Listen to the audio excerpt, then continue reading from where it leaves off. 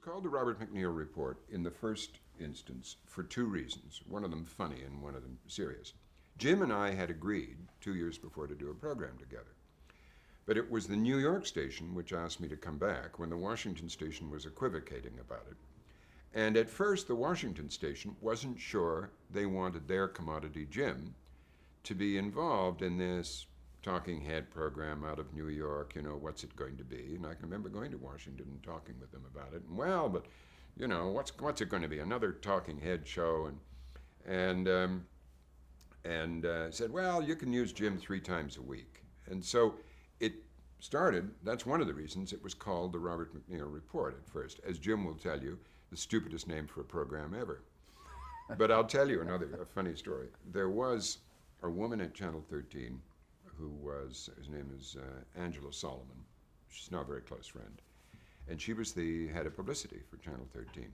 And after I'd been there about a month and a half, she came upstairs one day and said, can I see you? And she said, we need to publicize this program. What are you going to call it? And I got out my yellow pads on which I'd spent hours writing down every obvious name you can think of.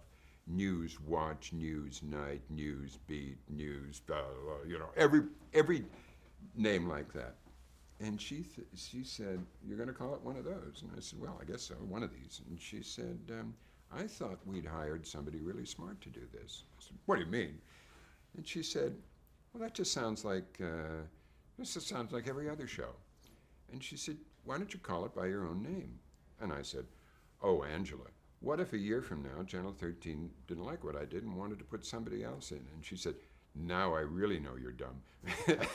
Anyway, that's why it was called by my name for the first year. Anyway, it quickly got picked up through Jay Islin's influence with the Eastern Educational Network, which is one of the regional sub-networks of PBS. And they began running it late at night. And what do you say Jay Islin's influence? Jay Islin, well, he was the president of WNET, and I think he was the president of the Eastern Educational Network at the time. And he talked them into running it. And then within a couple of months, PBS picked it up and ran it late at night as an option for people to run.